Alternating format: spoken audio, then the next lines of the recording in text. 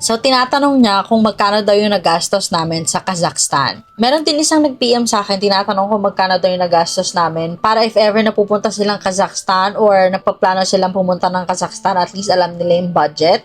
So, isi-share ko sa inyo. Nagawa ko ng Google Sheet sa lahat ng mga nagastos namin. Kasama yung mga pre-travel shopping namin dito para kasi gusto ko malaman kung magkano yung nagastos namin sa trip din. So, ito yung Google Sheets ko. Ayan, ang haba, 'di ba? Pero, nagawa ko ng summary, yung nandito sa baba. Ayan. Ilalagay ko na lang sa screen yung pinakang summary dito. Yung pre-travel shopping namin, umabot siya ng 49,529 pesos. Ito yung mga winter essentials, mga winter boots, innerwear, yung mga heat tech, ganyan. Next is yung round trip ticket namin. Via AirAsia to. Nabook ko to nung November, last week ng November 2025.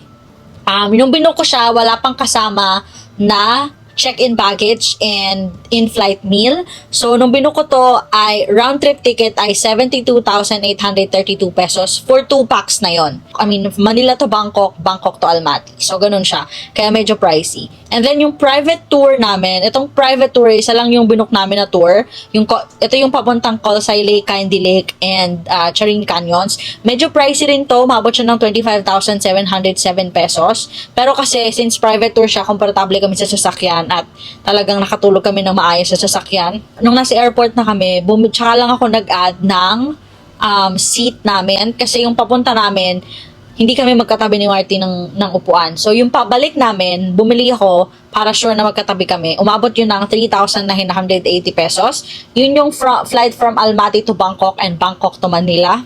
And then, syempre yung travel tax, nagbayad ako ng 3,281 pesos, 0.2 cents. Yung hotel accommodation with breakfast included na to, umabot siya ng 20,937 pesos.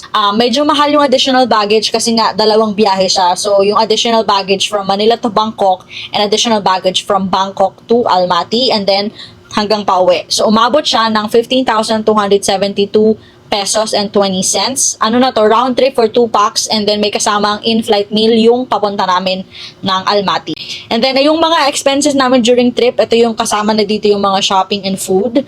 Umabot siya ng 65,273 pesos and 14 cents. Syempre yung shopping, optional yun. Depende yun sa inyo kung ano yung mga bibilin nyo. Yung food naman, kasama dito yung food namin sa layover namin sa Bangkok. So, overall, yung nagastos namin ay 254,811 pesos. Pero kasama kasi dito yung mga na-shopping namin bago kami umalis. So, yun yung mga nagastos namin sa bakasyon namin sa Kazakhstan.